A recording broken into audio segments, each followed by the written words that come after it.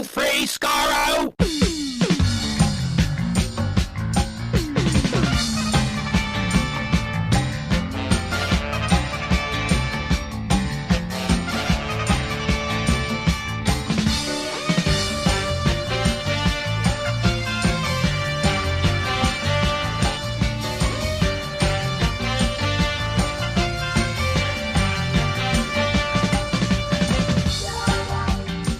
Hello, everyone. Welcome to Radio Free Skaro, episode number 916. I am Stephen in Edmonton. Warren in Winnipeg. And Chris in Edmonton. Warren's in Winnipeg. I try to think. Chris needs to be in Calgary, and I need to be in St. John's or something, so that we can be alliterative in our location names. But yeah. That's why. No, I would, Chris. I would never tell you to go to Calgary. What are you? Yeah, gross. What are you talking about? Disgusting. Warren, why are you in Winnipeg? What you doing there? Winnipeg because I'm at PemiCon, which is gets complicated because it's Worldcon adjacent. So when Worldcon is not in North America, as Stephen has mocked roundly previously, they do a NASFIC, which is a North American equivalent. And for people who can't make it, this one is in Chengdu, China. And given apparently there's a pretty grim Russian guest who is pro-Russian war who's going to be going to that, good. And also China and Canada have the best relations right now, so it's probably not a great idea to go there. So a lot of people. And there's a lot of Americans who came up here too from the Midwest. So yeah, but it's a good time. It's a Worldcon. It's books and authors and having a time. Right. A little hungover, so as is your way at Worldcon. I think I had NASFIC once. Topical cream got rid of it. Yeah, I was waiting for that, and you delivered. Well done, Chris. Yeah. No, and it's not the same weekend as Worldcon either. Like No. First, I thought that was the case, and then I think that's in August. Yeah. No, this time around it's in October. I think is when the. Oh, okay. Oh, yeah, you're right. Yeah. Next year in Glasgow it's in August, and that's when Eric and I intend to be there. Yeah. Didn't we cover off Hugo nominations a couple episodes ago or something? We did. You'd think we'd know when Worldcon was or whatever, but we just read stuff off a news list, which this week, because we took last week off, so to speak. Hope you enjoyed the trivia. Because we didn't. We're catching up. I was fine with it. Yeah, Chris loved it. 9:15. To a point. Mr. Frickin' initialisms. Those sucked. Don't come at me. Come at Jacqueline Rayner, who wrote the book in 2014. No, come at you. No. You're the one hosting it. Yeah, well. Yeah. You picked the categories. I did. So we're catching up on news this week. Usually there's a bunch of there's not even Big Finish stuff to talk about, and there's this is the longest news list we've had in some time. 27 things on here, if my count is correct.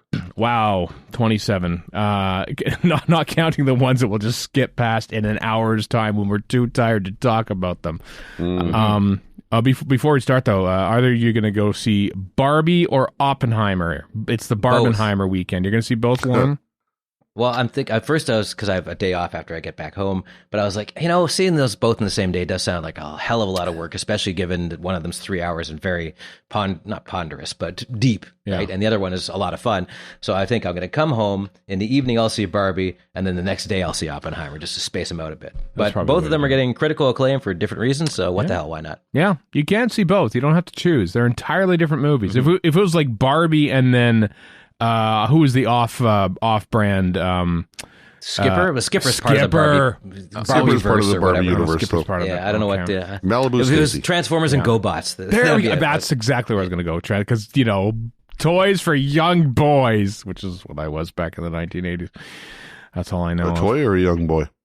Both. Why not both? My sister had Barbies. I've been seeing various old toys come through the on the social medias. Threads is just kicking off right now. It's not about all Barbie toys, and I think, oh yeah, I vaguely remember that. And the reason I vaguely remember it is because my sister had them, and I wasn't allowed to touch them, and she wasn't allowed to touch my Star Wars toys, and so we had a bit of a détente. The only thing I remember is my sister had this sort of fashion show thing, and basically it was just a belt, like a motorized belt, and they'd pluck the Barbie on it, and then they'd zip around this track. And it sounded like, and this is 1970 something. I found the box. The box is still at my parents' place, filled with documents or something. but it made an unholy racket. It was like, I don't think it ran on gasoline, but it might as well have. It was kerosene. It was just loud as hell. So these Barbies are being all fashiony to the strains of Fun. Anyway, the only reason we're going to see Barbie, the main reason we're going to see Barbie is, of course, Ncuti Gatwa was in it, and he better be in it a lot, because... Make sure to yell about it when he gets on screen. Well, I was every time I pointed at the screen every time I saw a trailer with him in it before a movie that we saw recently, and literally just pointed at him. There's Ncuti Gatwa. He's right there. He's right there standing in the background. He's not saying anything. You better say something. You're helping the audience by telling them. Leonardo DiCaprio meme style. Yes, Leonardo. Weird. I haven't heard Leonardo DiCaprio in a long time. It's Leo DiCaprio so often. Way to use the full name, Chris. Well done. Hey, so does his mother when he's in trouble. And he's in trouble a lot. Leonardo Michelangelo DiCaprio.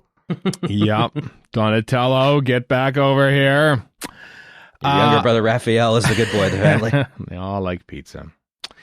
This weekend is San Diego Comic-Con, which if the universe worked out better, I would have been there this weekend.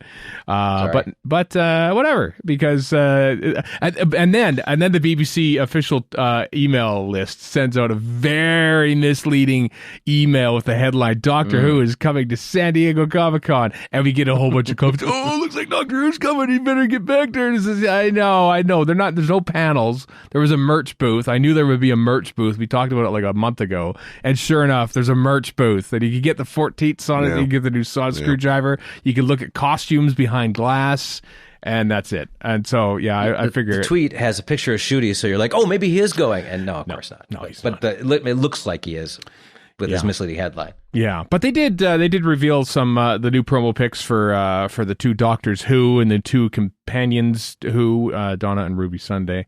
They're good photos. Yeah. They are good photos, and we're recording this on a Saturday. Just to jump in, Chris, really quickly. So if there's something that is dropping later on this weekend, we might do an insert at the very beginning of. So you might have already heard us talk about if it's a trailer or something like that. But I get they usually hype up their trailers before they actually drop them, and there's no hype as of Saturday morning. So this might be it from Comic-Con. But anyway, Chris, you were saying. The link in the show notes for the promo pics that got put out for the new stuff. There's a follow-up tweet down the way with showing badges. I know we haven't talked about this link yet. Anyway, but from Comic-Con, there are pin badges with Disney Plus logo superimposed on top of like a TARDIS space backdrop. Yeah. So we've got some co-branding going on there now. That's true. That sounds dirty. The universe just got bigger, it says. Yeah, Disney Plus new series streaming 2024. Like the Disney logo, and there's the TARDIS like sort of in the in that little arc, the swoop of the arc with a plus. Cancel it after a year, Disney. Don't do it. Don't do it, Iger. Hands off Doctor Who, damn it. We put a lot of time into this. Well, speaking of, one thing that isn't in the news list night. Okay. Probably forgot to put it in there, as did you. So apparently Ncuti Gatwa was only doing 2 series? What? No, they're shooting 2 series back to back, I think is what's happening. Okay. So they've wrapped, officially wrapped the first season. 14, had to wrap everything. Yeah. But, and I don't know, maybe it's in this link, the interview link with Gatwa later, I can't remember, but it is. There's something about him doing apparently just the 2. Well, they're shooting and then moving on. Well, I don't know if they're moving on, but he's certainly shooting 2 more or less back to back, and maybe he comes back to do a third. Here's the thing, like, ask I don't know, any Marvel series or Marvel movie. It's like they're not like spending a chunk of time shooting all 3 movies and then moving on with their lives. They'll come back and do stuff here. With the promised spin-offs and stuff like that that's happening with Doctor Who. I mean, season 2, series 2 or series 16 or Ncuti Gatwa's 3rd season. Hopefully, of course, assuming there is one. Or a 4th or 5th, I hope. Yeah, it could be like, 2 years after. We could get a unit series in between or, so that sort of thing. I think the fact that they're actually looking to roll in, from what I gather, into Gatwa's 2nd season before the first is even aired, remember. Like they might have 2 entire seasons in the can by the time the first season's about ready to go out. That buys you a lot of lead in time, and so you can go off and do other things. Oh, they will have it. Yeah, that's not an if. That's true. Also, 3 seasons is about average for every new Doctor, more or less. Yeah, give or take. But there's 3 series, and then there's 3 series. Like this only having 8-9 episodes per series. You know, like Jodie Whittaker was the Doctor for 5 years, but only did, 31 episodes. Yeah. Well, and spin-offs just could happen with Ncuti as well. Who knows? Yeah. They are a young person, so. He could pop in. He could pop into a unit show to wish them all luck. Much like Martha Jones and Torchwood. Much like Martha Jones and Torchwood, yeah. And maybe Doctor Who's old friends the Simpsons will drop by to wish them luck. Yeah, that's exactly what will happen. I know, we'll see. I still want Ralph Wiggum to call him Big Daddy now. Look, Big Daddy is regular Daddy. Yeah. Anyway, promo pics. A new sonic screwdriver. They had a big reveal. It was like a sexy video on unleashing the new trailer, 14th Doctor sonic video. Yeah, that trailer's about as long as the trailer for the actual series. Actually, it's just like here's a prop. It looks good. There's like it looks proper metal. I know that you can buy them in San Diego. I missed out on buying one of the first San Diego sonic screwdrivers. Oh no, by not being there this weekend. Basically, the 10th and 11th sort of mushed together, I guess. I like Jodie's screwdriver because it was handmade, but we'll see. I'll probably warm up to this one. Yeah, very, very, very. Like I can see the Matt Smith screwdriver influences for sure there. Mm-hmm. Yeah. I can also kind of see, like, the little, and the Dalek guns, the little flippy, like the classic series, the little flippy things that make noise. Those are those little like spokes, teeth, whatever are from Matt Smith. From Matt Smith, but they're sort of truncated a little bit, and they just remind me of that. So now that you said Dalek, that means the 14th Doctor is actually the Time Lord Victorious. It's all coming together now. Oh, this is it. I wonder if there's actually a thematic reason for 9, 10, 11, 12 screwdrivers in there. The fact that this is a 14th Doctor, is it like like a return, an actual physical return to it? And does Ncuti get a new screwdriver? That's what I want to know. Good question. Oh, that's yet to be announced. But Stephen, I think you cracked the code. Did I crack the code? What did I say? I think you cracked the code. Just with the amalgamation of elements from various prior Doctor screwdrivers. Yeah. That's it might tie in. It might tie in dramatically, is what I mean to say. It's not just a cosmetic redesign. It's an actual I'm all mixed up now because if only the light was red to be like John Hurt's. True, that's true. Anyway, it's a nice looking thing. The screwdrivers is the one thing that I do kind of collect, even though I don't have them all. But I've been getting them for each Doctor Who, and I have them all. So I'll probably get this. For the moment, anyway, Character Options website is plumb sold out. Sold out.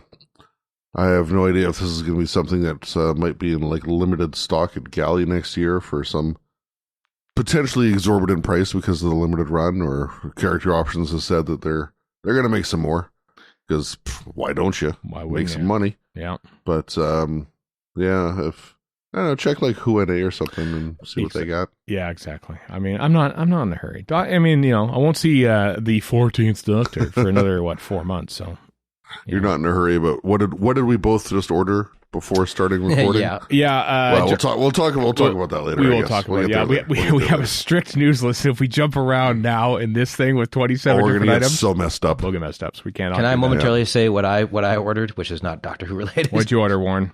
I ordered the Steven Spielberg circa Jurassic Park plus camera plus dinosaur Mattel Creations action dolly. So Spielberg's coming in August. I'll have a Spielberg dolly. A dream fulfilled. Is he 5-inch? Is he proper scale too, or he's proper scale. Come on. Okay. I don't know. It's 3.75 nonsense. Come on. Okay. Well, I mean that's the original Star Wars scale. AKA about that high, says the Kenner guy who decided that this is what as big as the figures are going to be. But $43. Wow. Oh no, that's more than that with shipping. Well, $56 with shipping is what Mattel. I'll mock you guys for getting a Blu-ray set that you already have in various permutations, but then I buy a doll of Steven Spielberg. Who the hell am I to talk? Yeah. Tell the world you don't have children without telling the world you don't have children, right? Oh, they know. I like his. He's got a Steven Spielberg director's chair. Oh, that's cute. Yeah. Oh, yeah. This is a.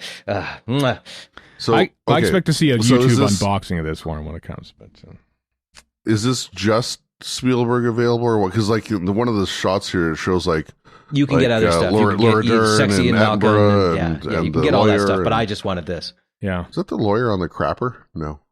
No, That's tempting. I should watch Jurassic Park one day. I haven't seen it. Yeah, you really should. Yeah. 30th anniversary. It's probably now is the time to do it, I guess. I don't know. Oh, you can get a sexy Ian Malcolm figure. I know. That's tempting, but no. Is that Jeff Goldblum? Is that guy? Is that yes. Okay. It's not, even if it's him doing nothing, it's incapable to not have a sexy Ian Malcolm figure. Yeah. It's the sexy one. Shirt's open and chest is bare. That's extra sexy, yes. Is there are there any Doctor Who actors in Jurassic Park? Give me a hook here. What? I don't think so. Not that I can think of off the top of my head. Probably not going to watch it then. Let's face it. The original Jurassic Park? You live a weird life. Anyway, I didn't mean to derail it this much. No, it's fine. It's fine. We're on a tight. One day Samuel L. Jackson will be in Doctor Who, and then you'll have your crossover. Oh, he's got to be at some point. Yeah.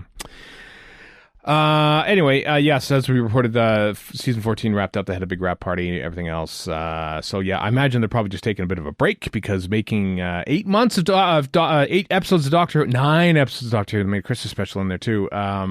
Took about 9-10 months. It took a long time to make that. So it's good in a way, and then they're not like trying to film an episode in 11, 12, 13 days like they did back in the olden days.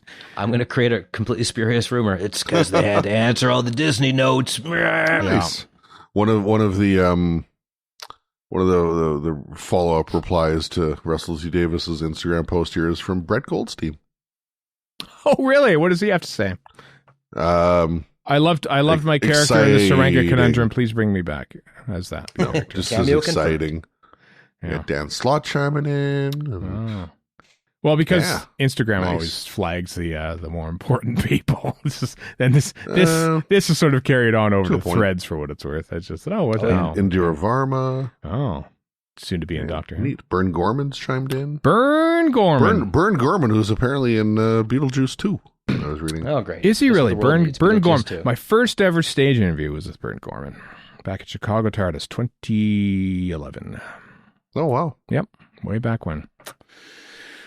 So there. Hey, speaking of Barbieheimer, we're going in order of the news list, folks. So some of this stuff will be all out of date, but they had a pink TARDIS out because they painted London pink for the premiere before the writer's strike happened, and no one can promote anything anymore. But there was Ncuti Gatwa in his resplendent in his outfit for the premiere. And painted a pink TARDIS with the paint slightly peeling off to let you know that no, we're not going to be pink forever. It's just pink for now. Right in front of the Tower Bridge, or as Americans call it, London Bridge. And then there was a lovely little resurgence of pictures from the Happiness Patrol with the TARDIS painted pink from there. That's right. Which was nice. Warren loved that bit, as I recall. Oh boy, did I ever. Warren loves the... it's his favorite episode ever. Mm-hmm. This is also old news because I feel like this dropped like literally the day after our most recent news app dropped. But there's a big interview in rollingstone.co.uk with Ncuti Gatwa talking about his career up to this point and Doctor Who and looking pretty sexy and snazzy in all these various outfits that he's in there for. Including a furry Time Lord collar. Very furry Time Lord collar, yeah. And big giant rubber shoes. Anyway, he looks pretty cool in that. And there's even had an exclusive pic with Doctor Who in a hat. He's got a hat on in one of the shots with his original launch costume. Yeah. So Malibu Stacy style. Yeah, exactly. Malibu Stacy style hat. So he's got a new hat. Yeah, that's almost looks like a Stetson, but I don't think it is. I don't know. I wonder if he just puts it on. Hey, look at me! I have a hat. I'm gonna try this hat on. What do you think, Ruby? No, take it off. She says, and he takes it off, and that's the end of the hat. In Doctor Who. Far be it from Doctor Who fans to create lore out of nothing. Yeah. I've only had a chance to skim the interview, but there's some good stuff in here, like the fact that his father has a PhD in theology, so they just don't talk about sex education in the show because they have seemingly differing views of sexuality. Wow, interesting indeed. I mean, everyone else is just drawn to him calling that he and the Third Doctor just like sluts, but that was great. It was pretty great actually, and accurate. Yeah, with the frilly I suppose Gatwa's kind of, I haven't seen the 60s look in a while, but I'm trying to think, did he have the frilled shirt? I don't know if he had the frilled shirt or not, but he could. No, I don't think so. Easily pull that off, could Ncuti. Oh, yeah. To that part of things, the last bit of the interview I love, talking about like Doctor Who outfits and whatnot, says, The most notable of these was a swinging 60s look with Gatwa sporting a blue striped suit and an afro. Yeah. The hair and makeup department have been incredible, he exclaims. Claire Williams and my own makeup artist, Bella, who is an old friend, worked so well together in creating my looks. Originally, we weren't going to have the afro, but Bella convinced me, and I'm very glad she did. It's such a shot into the bloodstream. It's a statement. The Doctor is effing black. Yes. Yeah, it really looks awesome in that afro. I know. I love that. I do love that statement. I do love that statement. Mm-hmm. You know, like and which is funny because Gatwa himself was sort of like thinking like more sedate when it came to costumes when he's thinking. There was others that actually said, "Oh no, we can really push the boundaries on this." That, yeah, you know? I mean, with that orange and other stuff, just pops. Yeah. And even like the official promo pic is of that other, basically the second outfit or maybe the third outfit that we saw in locations. Like it's entirely different. The one that's on display right now in San Diego is that one. It's not even the launch one. So he's got like completely different outfits for and multiple it depends stories. on the Doctor. But, you know, somebody like Peter Davison or Colin Baker back in the day, they were wearing their outfit. He is wearing his outfit. He's very good at wearing it. You know, like he's on a fashion, like I don't know anything about fashion. He's a catwalk, you know. Yeah. Yeah. The 80s was a different time, but it was very much a costume. They were wearing a costume. But exactly. But Gatwa's Doctor is wearing clothes that are very He's got panache, though. He's got, like you said, him and the third Doctor, they got panache. Yeah. Certainly can't imagine most, if any, of the other Doctor actors wearing some of the outfits he's been seen in lately. Be weird. I could see Jodie Whittaker. I want to see McCoy in the striped suit. Yeah, hell yeah. Yeah. I was trying to think of William Hartnell in this puffy, fuzzy orange. Well, they're in the 60s. What if he meets David Bradley as William Hartnell? Yeah. I don't know. Well, actually, that probably wouldn't go well, given the first Doctor's turn to statements. Never mind. I mean, he's got the misogyny there. I don't know if he's got the racism or not. But, well, let's not find out. How about let's leave that fanfic lie. All right, just keep that. Off it goes into the bin. Yeah, as you give people ideas. Yeah. Sorry. And try to swat them down, like Oppenheimer creating a nuclear bomb and then lamenting it after the fact. Just working both movies in there. Doctor Magazine 593 came out this past week. Has an interview with David Tennant and Catherine Tate. They of Doctor Who fame. Let me tell you, being away last week, I'm having to catch up a little bit on my Doctor Who pilgrimage. And Chris, I don't know what I was thinking back in 2008. In that the second part of the library two-parter was subpar compared to the first part. It isn't. I can tell you that I'm reappraising it. It's very much is. It is. Oh really? I thought it's very much subpar. Yeah. Oh, I enjoyed it. Right. I thought it was a great episode. Great conclusion to the story. Oh, okay. Our friend Sean Lyon, who's doing a chapter on Donna Noble in some upcoming book. I don't know. Who's talking about his Series 4 rewatch for the Noble aspect, and saying that the Library two-parter is possibly his favorite Doctor Who. I saw that. In the new series. It's pretty damn good. Yeah. Yep. I had to bite my tongue. I'm sorry. Sorry, Sean.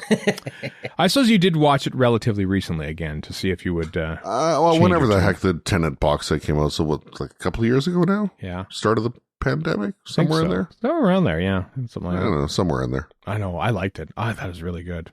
I did too. You're entitled to your opinion, Chris, but you have to recant that Adam's a companion. Yeah, it's the rules I made up. It's more like I hadn't properly watched it. I don't think since 2008, because as we've often said, the nature of this podcast is we watch an episode, we watch it 3 times at a weekend, essentially review it, and then forget about it until maybe we do a commentary or something about a year later.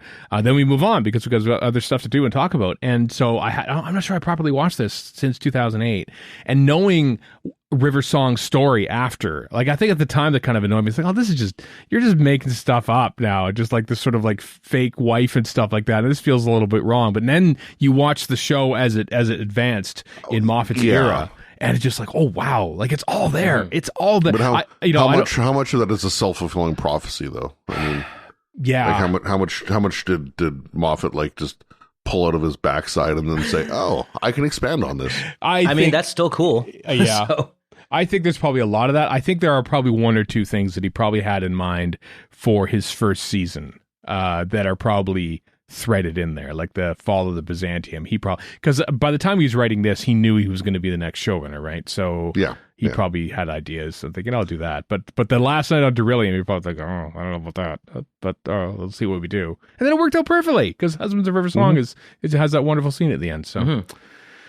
So yeah, it was. I'm reappraising it, and then I watched last night. I watched the next two, Midnight and Turn Left, and they're staggeringly good. God, those episodes really saved season 4 because for four episodes it was like, ooh, Doctor's Daughter has not aged well. Not good. Yeah, No. well, it wasn't doing great to begin with. So. No, I definitely had a positive reappraisal of Unicorn and the Wasp. yeah, but, that was better too. Oh yeah. It's much more fun. And also Planet of the Ood, but there's I don't know. I adore Donna Noble. I'm happy to see her back and all that kind of stuff. But I'm definitely not a season 4 booster. No.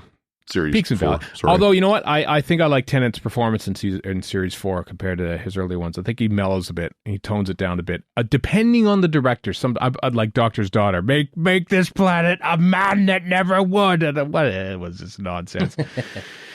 It was weird. Anyway, nothing worse than a big speech that doesn't land. Yeah, that happens a few times. Anyway, none of that is in Doctor Who Magazine 593. I just wanted to give you an update on my pointless complaining. No, but there's Tennant and Tate in the cover. So what are you going to do? Anyway, read the interview.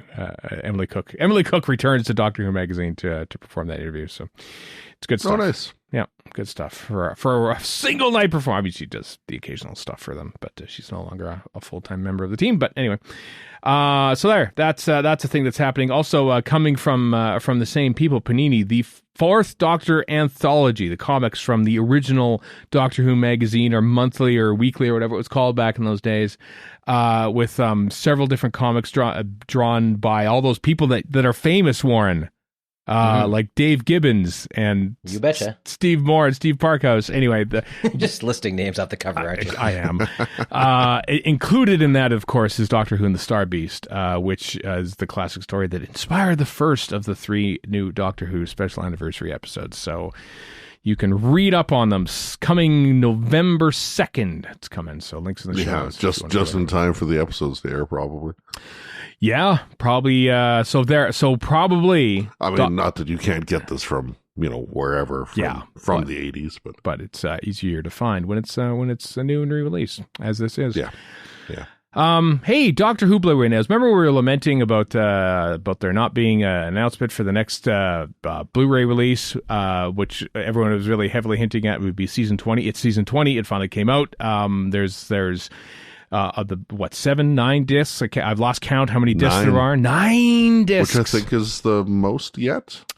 They said it's the big. Or is it 8 here? It shows 9 in the picture. They call it the most jam-packed release yet, which because I have like hours of like convention footage and 5 hours of studio footage. Yes, three versions of the 5 Doctors. 3 versions. There's a 40th anniversary edition, and then they cleaned up the 95 version, and then of course the original version. But one thing I'm curious about as well is it says exclusive to Blu-ray, updated special effects on Snake Dance and Enlightenment. They redid the special effects for Snake Dance in the DVD, or was that just Kinda? That was just Kinda. Kinda.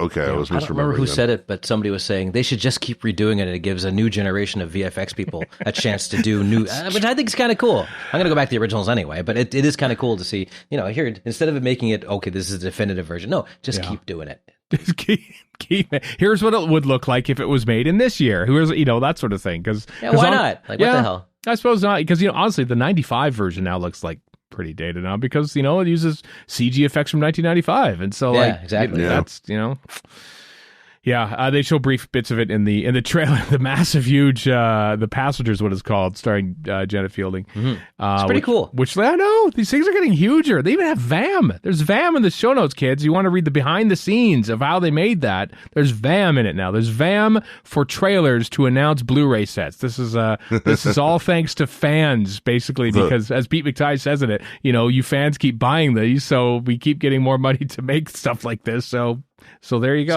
So one could almost say the Mara is eating its own tail. So there's a point, and I don't want to spoil it really, although Chris kind of did. But anyway, which Tegan is sitting there talking to something, and and this video filter comes in. I'm like, oh, I see where you're going. All right, that's the old video filter. Mm-hmm. Which is kind of cool. Yeah, it's good. It's good stuff. It's good stuff. I like those little trailers and stuff. They're basically mini episodes of Doctor Who now with people and from the classic series. Mark Ayres presumably outdid himself with a Dolby Atmos mix on the 5 Doctors as well. Oh, damn! I mean, all the original 1983 stuff. Yeah, 1983 stuff. Dolby Atmos, that's got to be some work. Well, it's I need to hear not the mind probe surrounding me. Come on. Well, that's the thing. All the the 5 Doctors is rare in that all the original elements exist in their original form. So the film sequences are going to look fabulous. Oh yeah, cleaned up for Blu-ray, and all the original sound effects are there, and the score. So really, if you're only shooting dialogue and stuff, and there's that usually comes center channel anyway, so you can really play around with the sound effects and everything else when it comes to Dolby Atmos. So you get to see Elizabeth Sladen fall down a hillock in glorious 35mm. Yeah, that's one thing they haven't listed here. Is the 4-part 5 Doctors going to be there? Because they missed a trick by not putting the 4-parts versions of Call It. Oh, these are cliffhangers. Show us the cliffhangers to show how dumb it was to watch Doctor Who in the 80s when you weren't in the UK, when you could you watch these cliffhangers inserted in after the fact. Utterly arbitrary. Yeah. Totally. Yep. The Master coming down some stairs, Sarah falling down a slight incline. Yeah. Episode 3 cliffhanger with the Cyberman planting the bomb. Almost works. Kind of does. I want to see Peter Davison say mustache in glorious 35mm again. So fabulous. Really looking forward to this. Damn, you could probably even read the notes on the painting that the Doctor plucks the harp. Not for sale. That's what it says.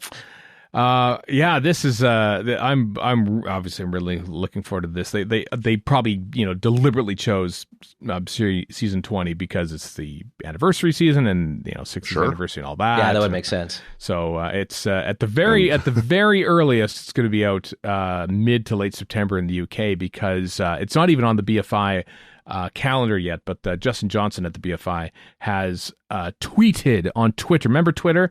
That Saturday, September 16th at 12 p.m. will be a big event with Janet Fielding, Sarah Sutton, and David Banks to watch the 5 Doctors. That'll be that. Excellent. Paid signing after that too. Tickets on sale for members of the BFI August 8th and everyone else on August 10th. So that'll be happening, which usually means it's going to come out a week or two after that. So probably Christmas for us here in North America, but you never know. Might show. Or even maybe January or something. Who knows? I hope not. It's a 60th anniversary. BBC. Just buy the UK one. I don't want to do that. Continue the trend. I did that once because I was impatient, and then I realized after the fact that hey, I have the original version of The Chase now, and I wouldn't have got that if I didn't. So yeah, that was a happy accident. Yeah, serendipity, one might say. Cliff Jones. Anyway, full list of this is like a week and a half old news now because it came out literally when I was driving to Portland, Oregon on a Wednesday or something like that. So the full list, and it's a big old list of all the stuff that's included on the set is links in the show notes at radiofreescaro.com. That's our website that we host all of our stuff on. And also Richard Bignell tweeted out the PDF content on this, which I think is us too. I think we get all this PDF stuff. We don't get the physical program book, but I think we get all the PDF stuff. There are 8,849 pages of and you're going to look at every one of them. This will kill you. It's so like rehearsal scripts, camera scripts, annotated editing camera scripts, mostly for pretty much everything. Recording schedules, design drawings, studio floor plans, story notes. Oh God, you need to print these out to fan yourself with. Maybe that'd be massive. 8,900 things for a lot of these scripts, be it rehearsal script or camera script or whatever. They're all like 300-400 pages each. Yeah, so that adds up pretty quickly. That's up pretty quickly. God, we are so lucky. We as Doctor Who fans, we are so lucky to have people who work on these being such attention to detail because yes, it's a commercial product, but also this is like an archive of here it is. Here's all of Doctor Who. And these guys are insane fans. Just they like are. We are. So yeah. And they know stuff, and it's I bask in these. I absolutely adore them. We talk about these nonstop because they are something. I remember back in the day and was like, what? You can't put classic Doctor Who on Blu-ray. It's going to look terrible, because I was just thinking that we just up-res it, but it just makes it just the best looking product, and you can put all this sort of stuff on it and sell it as a complete package. It's really amazing. Until the 4K versions come out. And I see on disc 9 here, Stephen, you can relive your past with the season 20 BBC Enterprises sales sheets. Sales sheets. I want the sales sheets from production handbook. Oh my god, yeah. So, AKA Steven's crack. We might have to lots of crack. We might have to do a special episode on this one when this comes out. And, well, you might have to do a solo episode on this one. It's just dramatic readings of Doctor Who sales. With Peter Davison. Enlightenment. Fall episodes. 4x25 TX. TX. And the production sales code.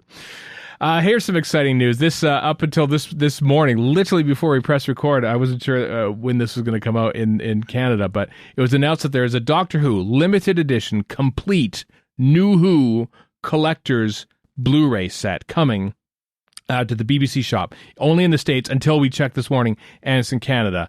This is what Warren is alluding to, because both Chris and I have now pre-ordered this. It's only 6,000 are being, so there's only 5,998 left at most, because Chris and I have claimed a copy each. It's coming November 14th in time for the 60th anniversary. It has everything. It has all the 13 complete seasons from Eccleston to Whittaker, and newly remastered seasons 1 through 4, which of course are in SD. Exclusive bonus content with Russell T Davies and David Tennant. Don't know what that is. And also 60th anniversary 5-figure little Titan, like little kind of weird comic bobblehead guy, action dollies kind of stuff. So that comes with it too. Erica doesn't like those, so I am told that I have to get rid of them or hide them. So that you know where to send them. I might send them along, Warren. I might send them along. But these are the little like 2-inch ones or whatever. I'm assuming. Yeah, I've got a few of them already. But I'm more than happy to throw them in a bookshelf, Doctors. Well, that might just happen, Warren. This is the Tenet Blu-ray set is pretty cool. So is the Eccleston, in that it takes very little space on the shelf. But like the Smith through Whittaker ones, it's like, why do I have one whole Blu-ray for one episode all the time in Whittaker's era because of the one special? So I've been looking for like a much more truncated way to have this stuff on my shelf. So I will tell you this: I basically paid $200 for a little bit of shelf management. Given that I have all these episodes already. This most expensive IKEA product ever. I know. You could buy how many more bookshelves for that same $200? Well, I don't have any more room for bookshelves, but those bookshelves now have more room for Lego, and that's you could buy taller bookshelves. No, I couldn't. I literally couldn't actually, because there's Lego on top of the ceiling? Bookshelves, and then that goes to the ceiling. Yeah, no.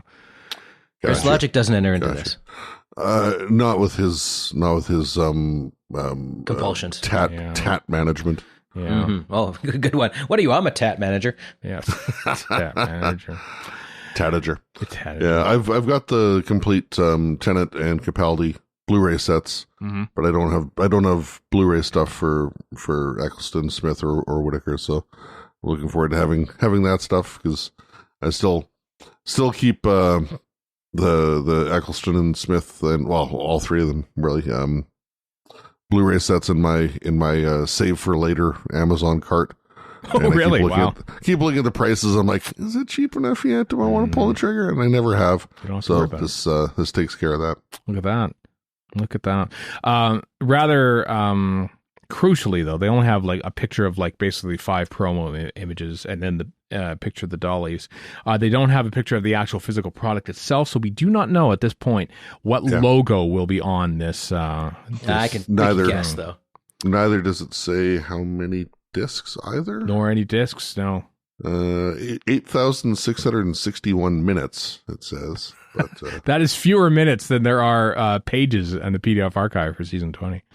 Jesus, I hope it's a diamond logo, because that logo is nowhere near any of their eras. It'll drive people crazy. I know. You know what? I bet you it is. Just given that's the new logo and everything, I bet you it's going to be that. Yeah, and I'm okay with that. I'm okay with that. I'm fine. I'm fine with that. it'll all be a whole like new Who all in one package. I mean, that's kind of exciting. So I'm looking forward to it, obviously, because I'm a nerd. Stephen, on the BBC Shop Canada site, if I scroll down a bit, you can get a Doctor Who wireless phone charger for $70. I saw that. Why wouldn't you use that? Yeah, I'd have to plug in the thing though. That's the thing. I have to find a place to plug in the wireless charger, and right now I don't have that. So, what you should do, all right, is IKEA actually has a nice range of like tables and stuff with built-in wireless charging. I've heard that. Yeah. Start replacing some of your tables, and just that way you've got wireless chargers everywhere. Everywhere, the wall, the floor, the doors, everywhere. As long as you're cool with IKEA fare, anyway. I am talking. This is an IKEA desk right here.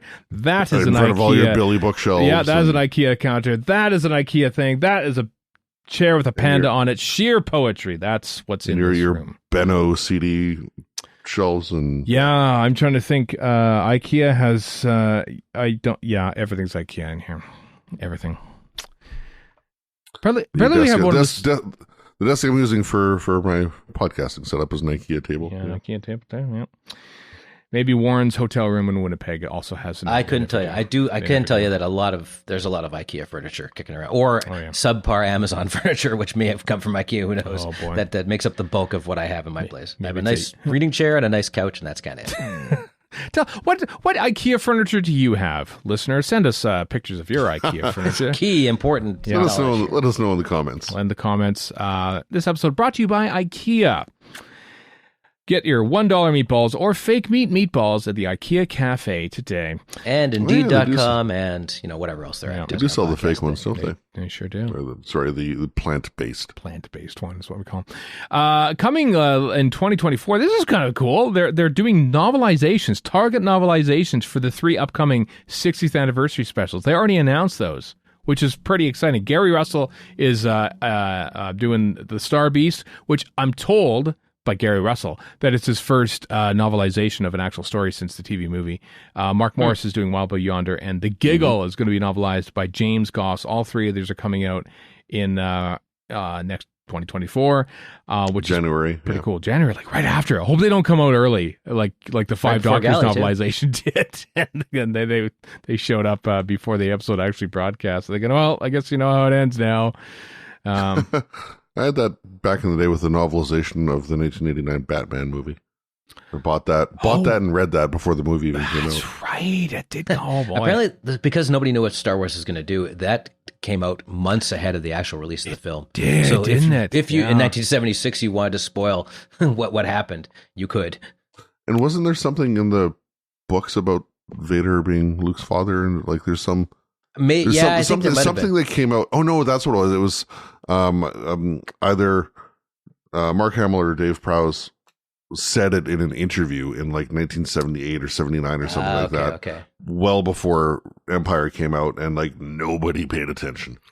My favorite thing about the Star Wars novelization is something just was going around social media last week, where somebody found out the description of the Jawas was essentially racist. It's like these may have been men at one time, but they were twisted and deformed and disgusting, and they smelled bad, and it's just everything. Like, come on, leave these poor Jawas alone. They're just little dudes. They get slaughtered. They get slaughtered in the. I mean, yeah.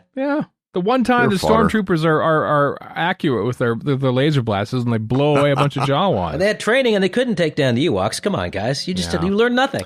Listen, Empire rot. That Star Wars, the original trilogy, is all about Empire rot and how stormtroopers basically become worse and worse throughout it, because the stock of clones that they're drawing from is worse with each successive film. You're definitely in some Zellers clones by that point. You're right. Zelda's clones. Anyway, Target novelization is very exciting. And looking at RTD's Instagram post, he seems to allude that there's perhaps more to come. So maybe like all the episodes are going to be novelized now, which is like fascinating. I think they need to contain it to 144 pages though. Like you can't go anywhere past Terrence Dick's self-imposed limit, or maybe it's not as Robinson. I like how my arbitrary desires trump anything that some poor author has to go through. Yeah. Here's this great 250. Cut 100 pages out of this. It's got to get to 144. I don't care how long. Stop crying and blood out of your eyes. Yeah, come on, do it. I mean, we've got that handful of new series stuff like Rose and Crimson Horror and Witchfinders and whatever. There's quite a few of them actually now. Yeah. Why not fill in the gaps? Why not? Oh, I mean, now it's getting to the point where it's this. Well, geez, we've done like 20% of these. We better do them all now. You know, it's going to happen probably.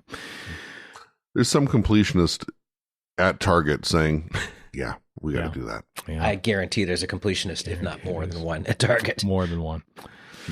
Depends on how high up in the organization they are as to how much their idea gets listened to. Yeah. Also coming, Liberation of the Daleks, the paperback version. That's the ongoing Dalek comic in Doctor Who magazine, which basically launched the 14th Doctor.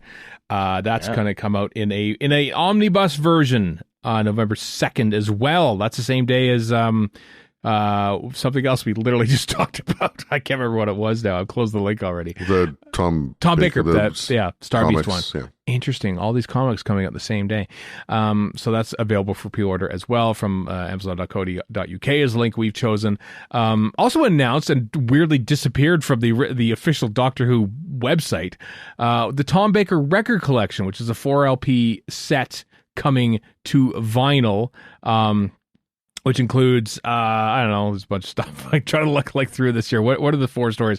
Genesis of the Daleks, Doctor and the Pesticons, Earth, Exploration Earth, The Time Machine, and then State of Decay, that weird one that came out in the mid-'80s of just State of Decay, is all coming out on pretty looking vinyl. Classic stuff. I listened to the Genesis vinyl that I got from the library over and over and over again. I think I taped it and listened to that.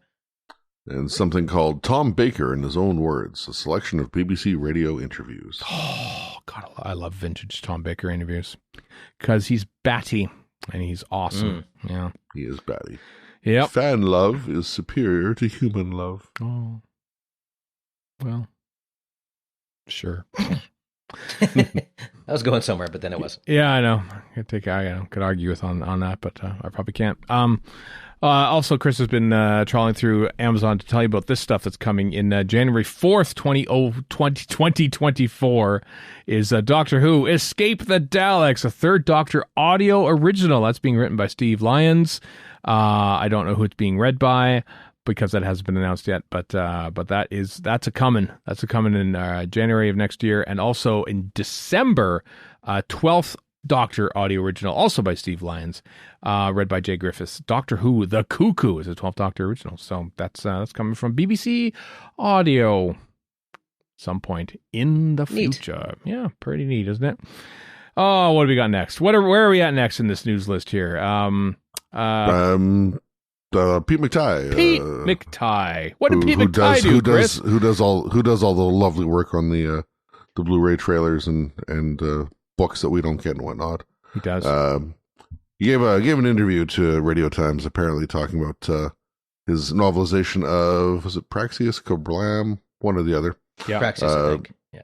Talking about Kablam almost had, or Praxeus rather, almost had autons in it because it involves plastic. And he's like, why don't we have autons? Because, plastic. Yeah. And then apparently got kiboshed very early into the development process. Oh. Very early. Yeah.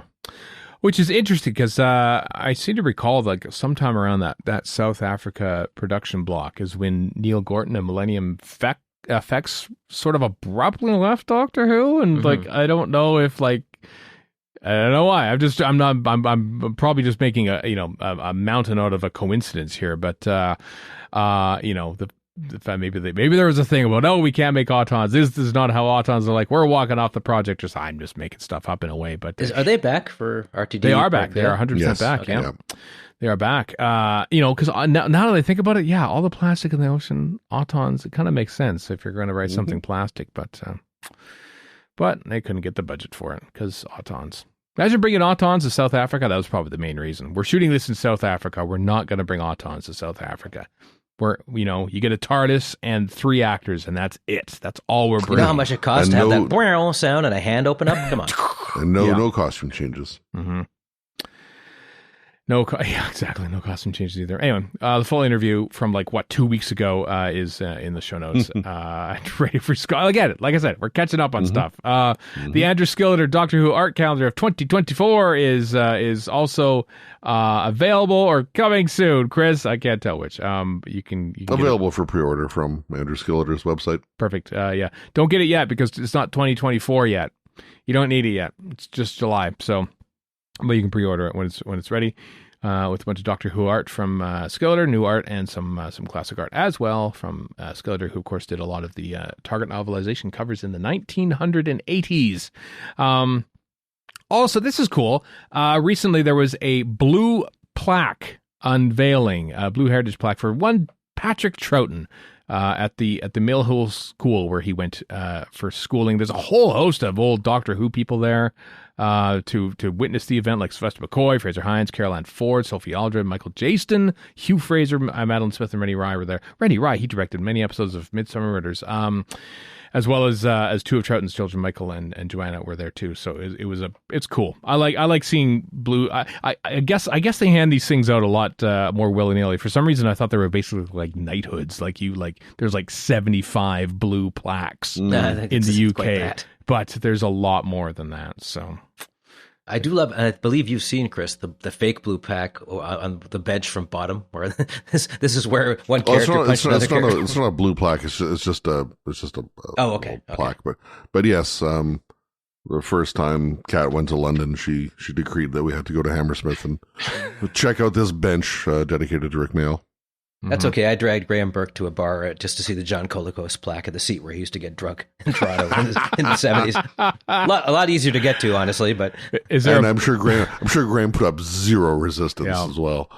It wasn't his favorite idea in the world, but he didn't. He took me there. Okay. This was nice of him. Is there a blue plaque for that too, or? No, it's just a tiny little plaque. You have to go. But then I was talking to the bartender who was like friends with him, so I was nerding out about Battlestar Galactica and Star Trek and obviously Star Lost. Is there a heritage minute for John Colicos and his alcoholism? Somebody petition the National Film Board. Yeah, let's get something. I mean, an actor of the 70s who was an alcoholic. What a shock! Yeah. Like, come on. True.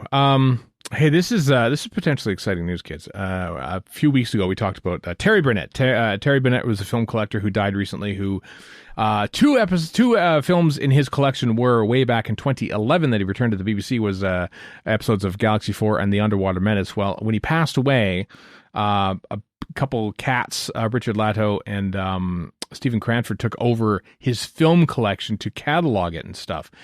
And a lot of these film cans were unlabeled. This one was labeled. It's an episode of a comedy called Hugh and I from the 1960s, starring Terry Lloyd and Terry somebody. I can't remember. I had it open before and I've lost it. Hugh Lloyd. Hugh Lloyd was Goronwy and Delton the Bannerman.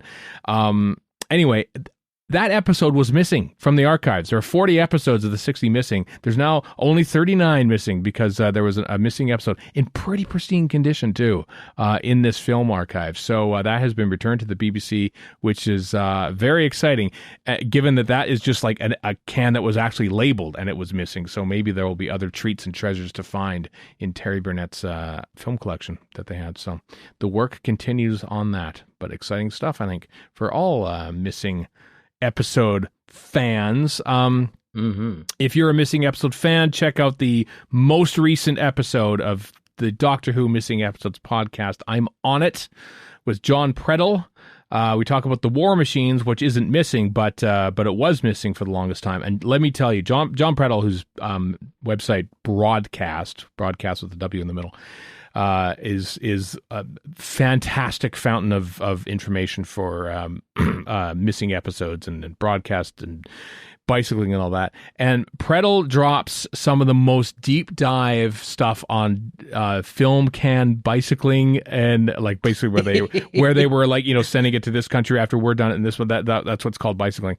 And there's a whole host of information that he finds out and drops on us in that, and it's amazing. It's amazing. Tim and I were just sort of like listening, just like slack-jawed at the amount of stuff. Basically, like 1/8% of rights fees not being fulfilled is why the War Machines turned up in a country that it should have been, because you still owe us a story, so send us a story. And so it's fascinating. Anyway, go listen to it. Like I was listening to it. I laugh because film can bicycling is just this giant siren going, this is an esoteric conversation that you better commit yourself to before you get into it. It 100% is. Know what you're doing here. That's why I'm telling you right now. It's a deep dive, kids. But you know what? This is what podcasting is all about. You find that targeted approach, and you dig deep, and that's what this episode does. So links in the show notes to listen to that if you would like to do that. I'm basically there for comic relief. John Predel exposition, and he drops a lot of it. Anyway, that's it. Holy crap. We have one last thing, which is some sad news. John Nettleton passed away at the age of 94. Nettleton, of course, had a huge acting career with a whole bunch of other stuff, but of course he appeared in Ghostlight, so that's why we know him. I thought he had died already. I have to admit, I didn't think that, but which means that he was relatively young when he appeared in Ghostlight way back when as Reverend Matthews in everyone's favorite story. So some sad news, but a long life lived and a wonderful career for John Nettleton. Anyway, that's it, folks. We did it. We got through under an hour, barely 2 weeks of news in under an hour. I think we should be commended for that. Next week, it begins our informal summer of books because several Doctor Who related and therefore therearounds books are coming out. So next week, we're going to talk to Andrew Mark Thompson, author of the wonderful looking This Is a Fake book from Telos Publishing, which has a whole host of amusing fake mock-up drawings. If you've followed Andy Drews on Twitter for years, you know exactly the kind of content you're going to get. We're big fans of his, and we're going to talk to him about that on the podcast next week. We got the preview PDF, and I looked at 2 images and said, "No, I can't ruin this for myself." And I'm waiting to see because I ordered the book, of course. So I don't want to spoil it. I want to hold this in my hands and enjoy it as a book. I've only had a chance to read the first 15 or 16 pages of it, and everything is just like chock full of. That's exactly why I didn't look any further. Yeah, it's hilarious stuff. It's a lot to digest. Mm-hmm. In a good way. It's a lot of fun. It's a lot of fun. A lot of fun, yeah. So we'll talk to Andy next week about that. So stay tuned for that, folks, as we barrel on. Kids, we're about 4 months away from new Doctor Who. Can't you believe it? All right, until next time, I am Stephen in Edmonton. Warren in Winnipeg. And Chris in Edmonton. So long for now.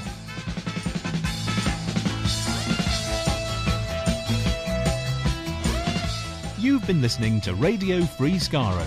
Find us online at radiofreeskaro.com. Follow us on Twitter and Tumblr at Radio Free Skaro. Subscribe to us on iTunes and donate to the show at patreon.com/Radio Free Skaro. Thank you.